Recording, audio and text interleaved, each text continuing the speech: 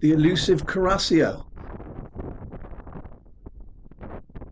Come to realise we've not had enough of those this week. You really do need to have a good day on the Carrassios to get your weight up in this competition and to take a section out as well, either on Tanners or Woodpecker. Random draw again today. As you've seen, we're on peg 3. Reasonably happy with that. I wanted to be on Tanners again because I felt we didn't do it justice in that second match. I know we were on a poor peg. We were on peg 8. It caught £7 the day before we had it. We had £22. And then Beaver, who's to my right today, good angler from Bristol area, he had it after me and he had £8 out of it. But the day we had it, I did feel there was some fish there, probably due to conditions. I didn't really feel we did it justice, so I really wanted to get back on here. So we're on a feeder, we've had a Carrasio, and now we've got something else. What I have been told, Beaver to me right on peg 4 has got like a bar off of his island, and that's where the Carrasios sit. But Chris Tellin had this peg earlier in the week, and he managed 5 Carrasio in the first sort of couple of hours, he said, along with some bits and bobs. So I thought I'd give it a go on the feeder. The conditions that you can see as well. You've got no other choice really, have you? I mean, we fed at 11 metres on the pole. Whether we're going to be able to present over that, I don't know. That cast wasn't that great enough. So we reel that back in. The feeder setup, I got a really light 9 foot Super G bomb. Really, really light rod. Half-ounce carbon tip. £3 Maxima, and that's just a 12 gram cage feeder, but you can really punch it, keep it quite low, punch it, and it's a shorter hook length as you're allowed. It's a foot, and it's just 0.1 and a size 20. I've got a single maggot on there at the moment. And as you've seen, we're also throwing a few casters in on that short line. We're going to need that short line to work, or this feeder to work. I'm not sure if we're going to be able to fish that 11 metre line. I mean, we've had to feed it, but it's very, very rocky in this peg. And the festival overall, can you believe it? We had two fourths at the start, and you sort of think it's over. But then we've had a first and a second, and all of a sudden we're sat 10th in the festival. Couldn't believe it. So if we can win the section today, we've every chance of jumping up into the top 8. I'm not sure we're going to win it. I don't think we're on a really strong Carasio peg. But you just got to do what you can do, haven't you? Enjoy it. You're certainly against the elements, so anything can happen.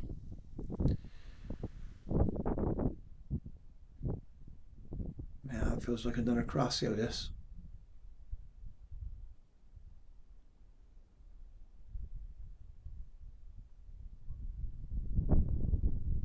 I've learned a lot about catching these things, although we haven't really. No, that's a nice skimmer, but that's okay. That's a nice little bonus, isn't it? It's amazing. Those skimmers will have that short hook length, really. But yeah, I've learned quite a bit about them. If you've got the Crasio in front of you, they're basically going to be in front of you all day. That's number one. Number two is they need a short hook length because as soon as you chuck it in, that hook length as it drops through the water, more often than not, they have it then. So if you've got to sink your line straight away, you've got to detergent your line. None of this holding the rod under the water waiting for your line to sink business. You can't be doing that. You've got to flick it out there and get the rod down on the rest very fast.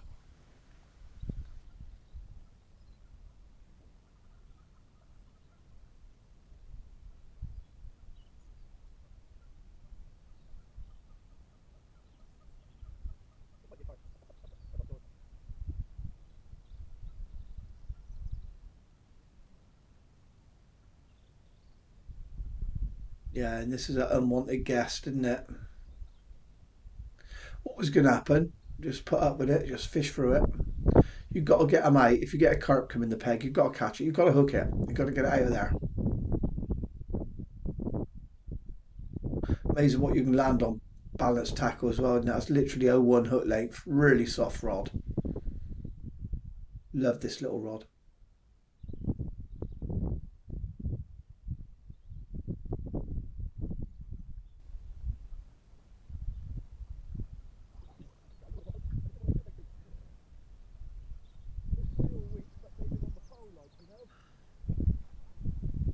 So 40 to 45 minutes in, and we've had three decent fish on the feeder. So we've decided to leave it until the hour mark. And straight away, no sooner than we chuck it in, we're into another unwanted guest, aren't we? As I say, you've got to get them out.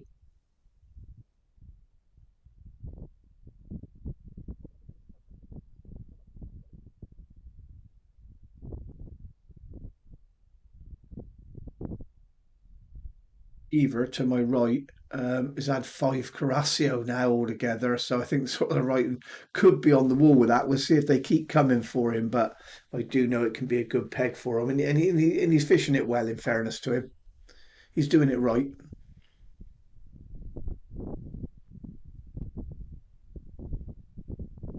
And this peg, when we plumbed up, is really rocky as well, which is something I hadn't realised all along this bank. I don't know if it's every peg or I've got no idea. But on that 11 metre line, it is quite rocky. I actually went out 14 and a half and find that you come off of the rocks then, but there's no way you're going to be able to fish that today. So really, I'm banking on that short line as well. And this feels like, well, it feels like a proper fish anyway, not a carp.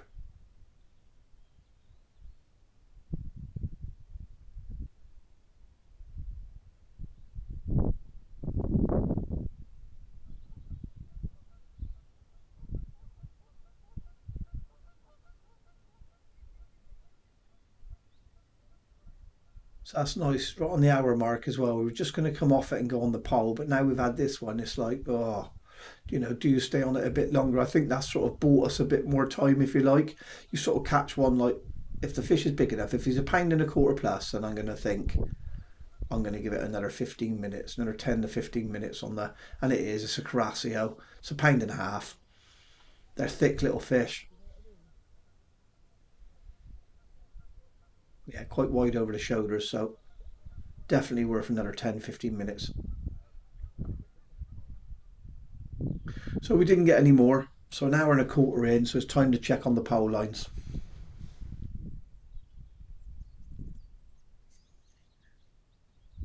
Yeah, so we're going to have a quick look at the pole now. We'll have a quick look on the short line, just see if it's really solid.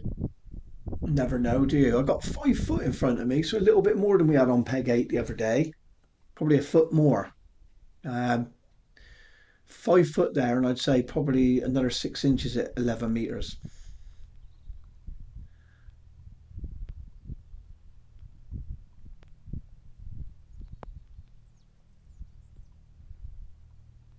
And the tow is definitely going the opposite way of the wind on this side of the lake today. So it's going left to right.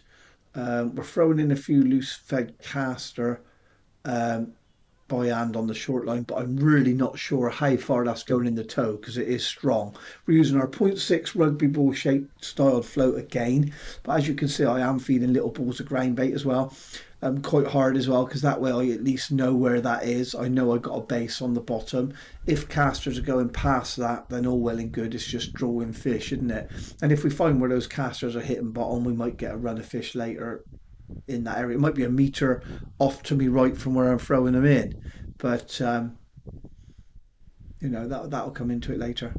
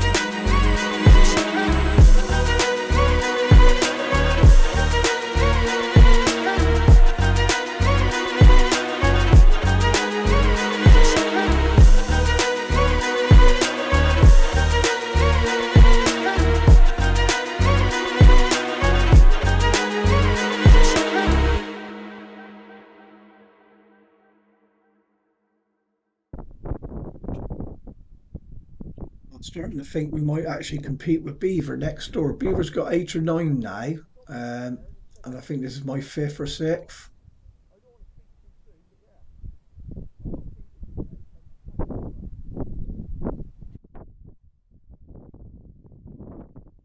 Oh, and it's come off. I think it touched something there. It's just right in front of me, just to the left as well. Just to the left in front of me, about 4 or 5 meters out.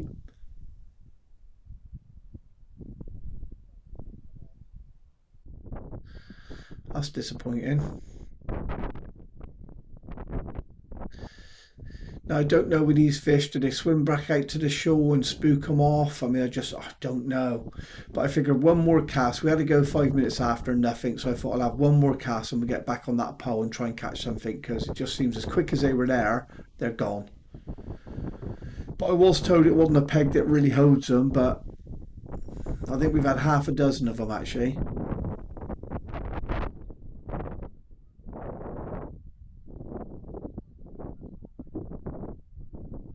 Feels like another one. We had to wait a while to get this one. Teased the bait, we teased the feeder a couple of times, just inched it back, kept everything nice and taut, just looking for those little pulls on the tip, and nothing. And we've sort of left it, and 5 minutes this took, and it did go round, but it's not as quick as it was. Oh, it's gone solid on me. I can't believe it. So there is something in the peg. Oh,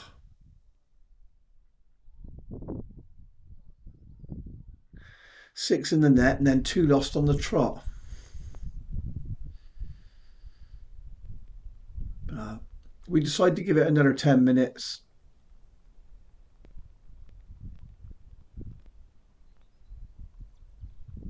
because they can come in and out sort of thing. So we give it another 10, 12 minutes. But so I put a longer hook length on. We give it 10 minutes, nothing. But I did get a couple of funny touches and it looked like a skimmer.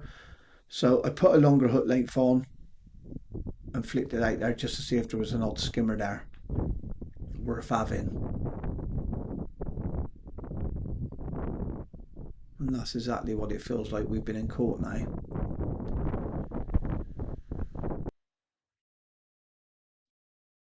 Which is all right, isn't it? It keeps us ticking along.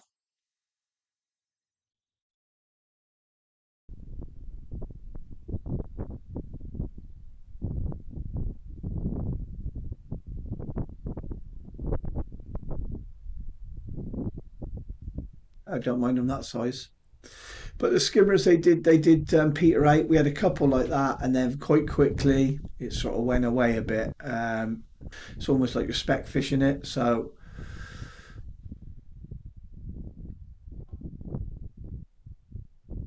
we're getting an odd small fish on the short pole now.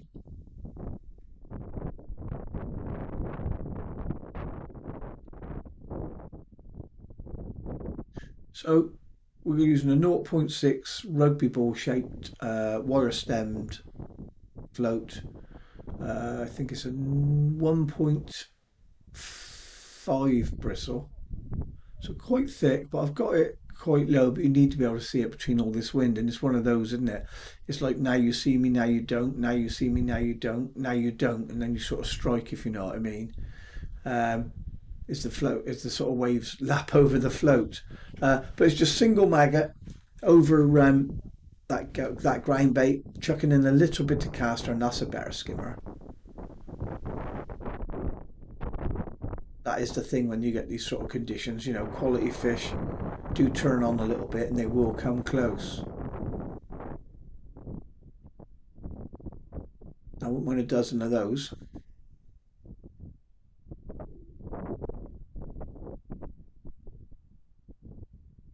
A number five elastic, as we're saying, bolt down, and we've got number eights and number nines, two number nine droppers, so quite substantial. 6 inch hook length of 08 and a size 20 because we are fishing sort of single maggot. Number five elastic. The five elastic helps us get the fish up fairly quickly. It's soft enough not to pull out of the skimmers, but it's also enough to pull against the carp and get a break on the 08. If I sat here fishing number three elastic or number four elastics, we'd just be playing the carp too long. And a number six, I think, with some of these skimmers, you may pull out in the wind if.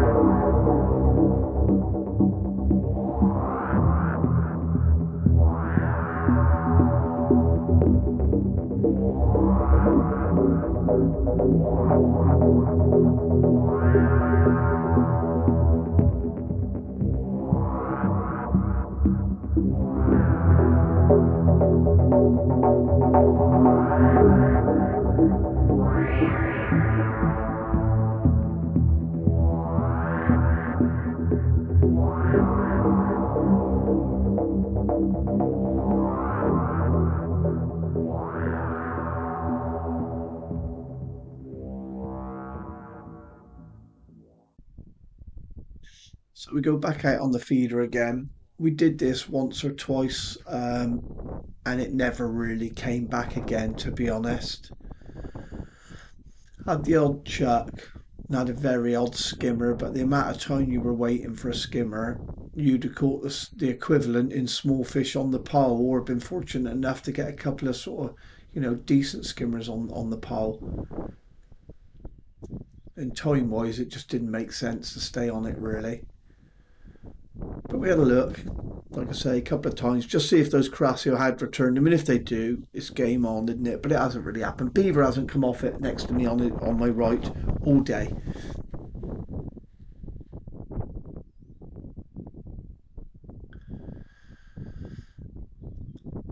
You just have to get your blinkers up, don't you? When that sort of thing happens, you just get your blinkers up, get your head down, fish your match.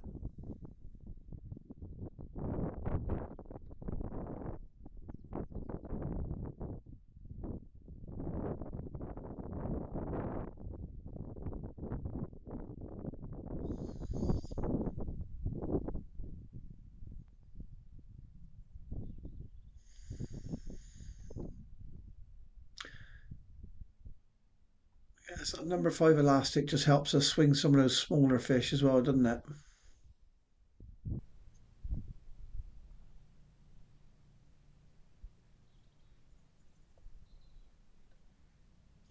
And what I couldn't believe as well, with two fourths on those first 2 days of the festival, I sort of thought, oh, game over, but enjoy the week, this, that, and the other. Then we won our section, didn't we? Then we had a second yesterday, and all of a sudden we're 10th in the festival. Couldn't believe it.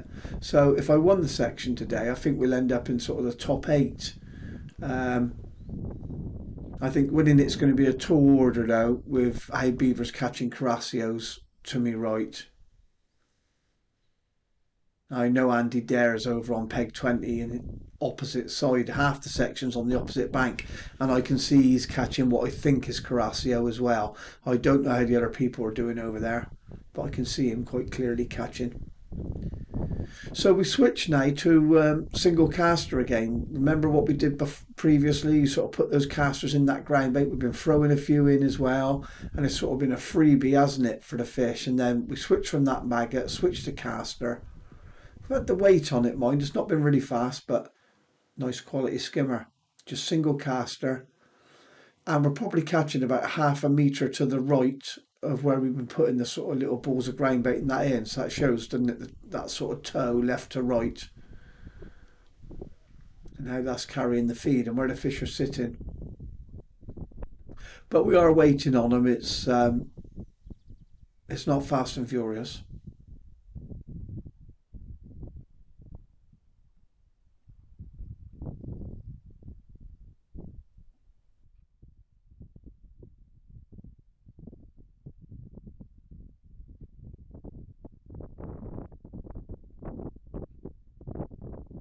I look forward to coming down again next year. To be honest, I learned an awful lot this year about it. So yeah, definitely be back. I mean, if you enjoy it in this weather, you're going to enjoy it in any weather, aren't you? We're all mad as anglers.